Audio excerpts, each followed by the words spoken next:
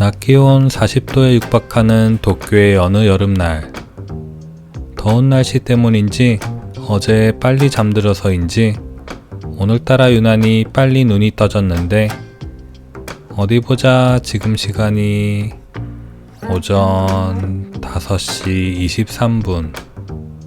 아무래도 오늘이 바로 10년에 한 번 찾아온다는 알람 없이 새벽에 일어나는 날인가 본데, 그렇다면 어디 한번 모험을 떠나보기에는 너무나도 이르고 이른 시간.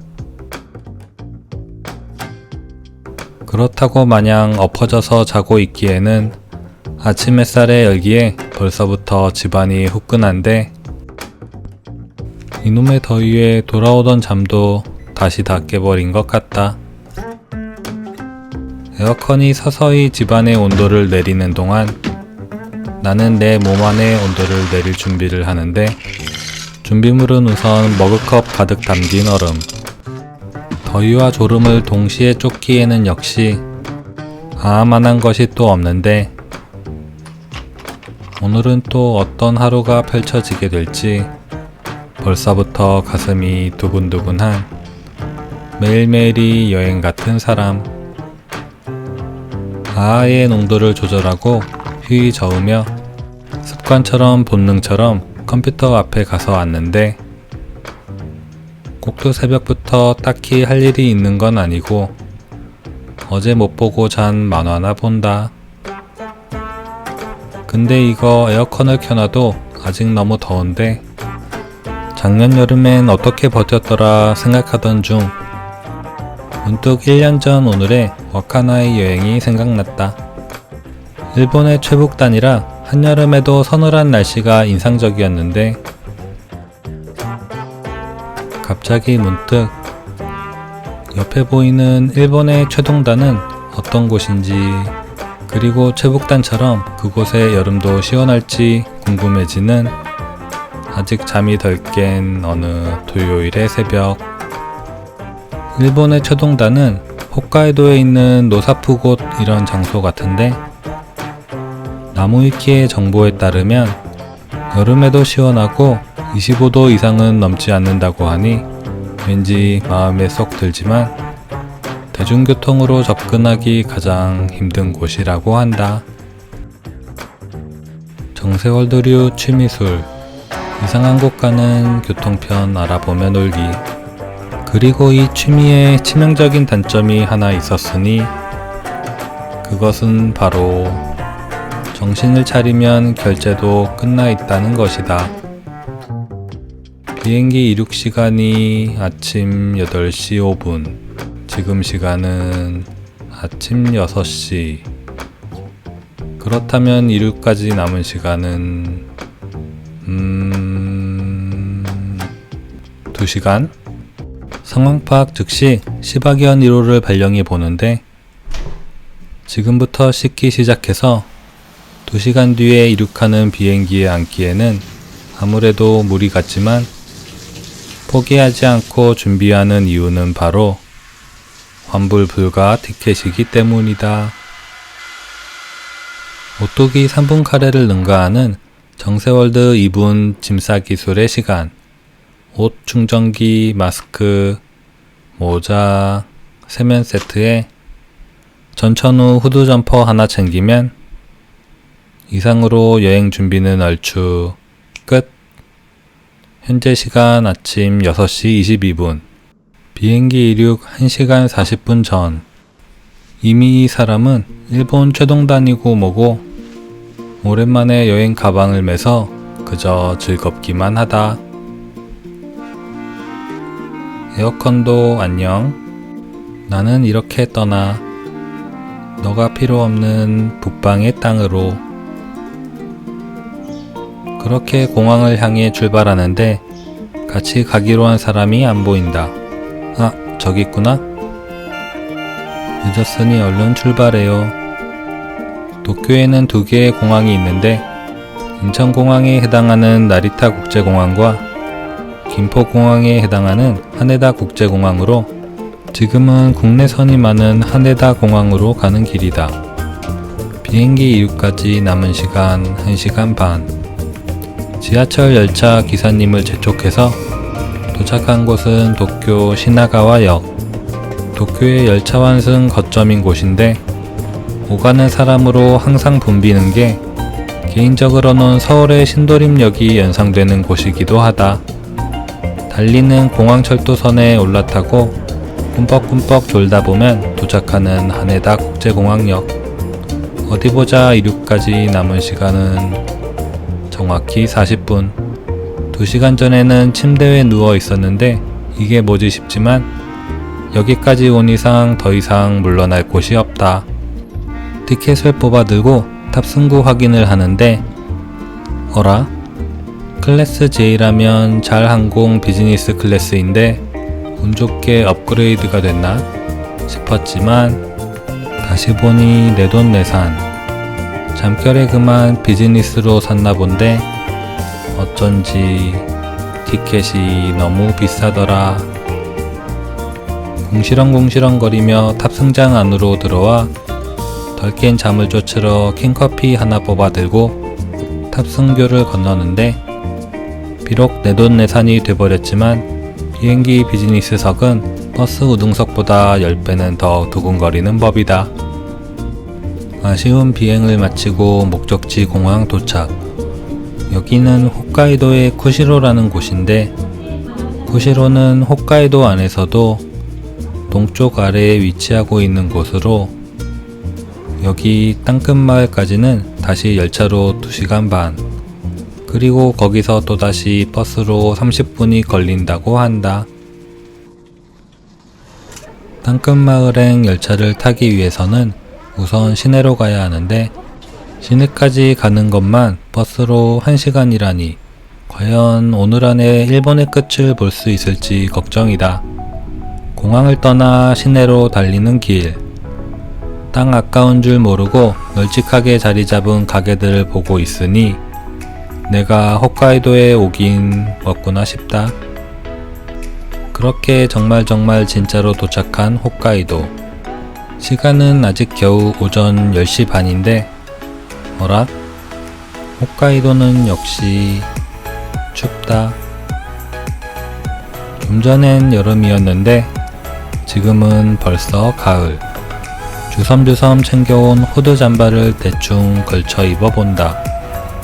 월동 준비가 끝났으니 다시 출발. 쿠시로의 중앙역을 향해 걸어가는데 저기 보이는 붉은색 건물이 인구 17만 쿠시로시 교통의 중심 쿠시로역.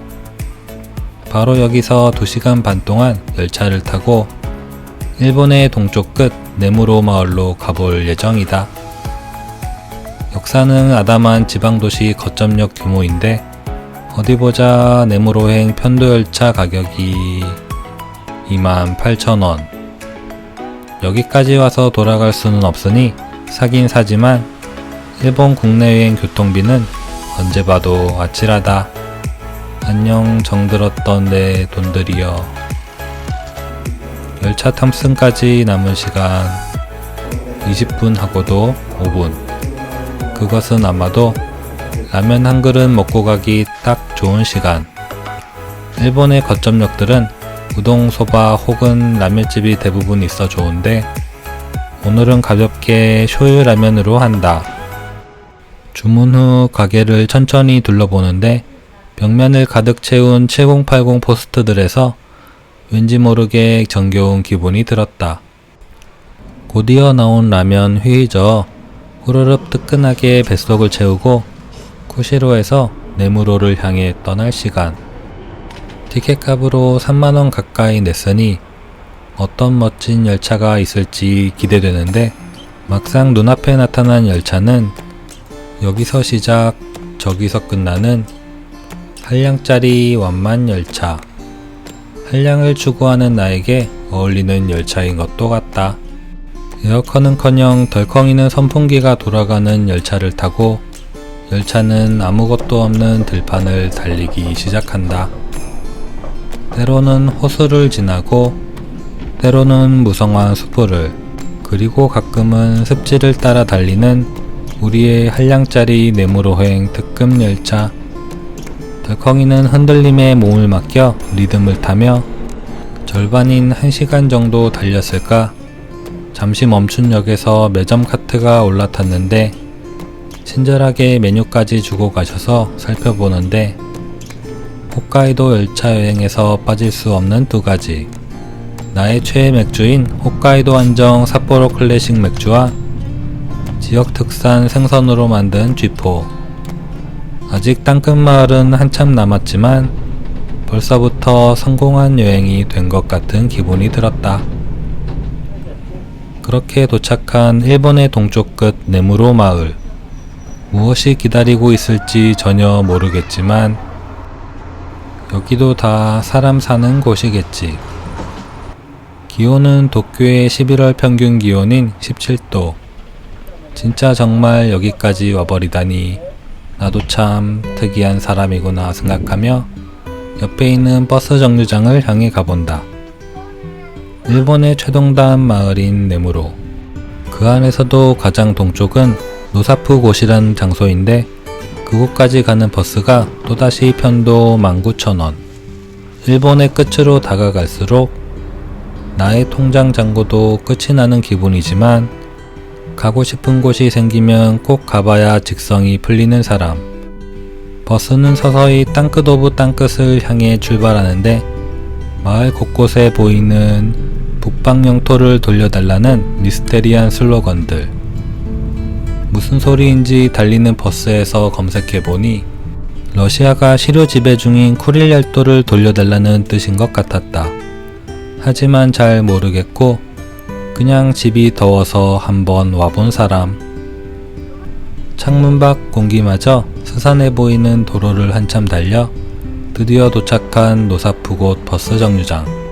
아마도 일본 가장 동쪽에 있는 버스 정류장이리라 생각하며 주변을 천천히 둘러보기로 한다.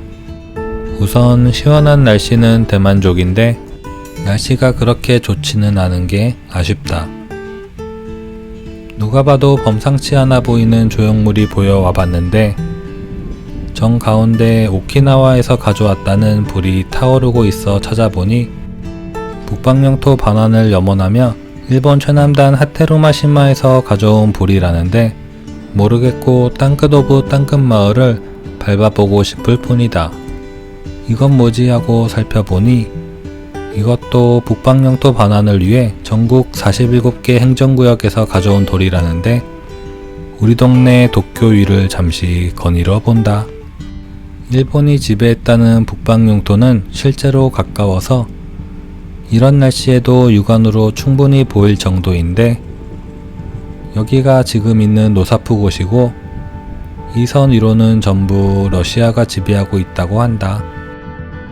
여기저기 놓여있는 영토 반환 염원의 비석들을 보니 여러 생각이 들었지만 잠시 놓아두고 일본의 마지막 끝을 찾아가 본다.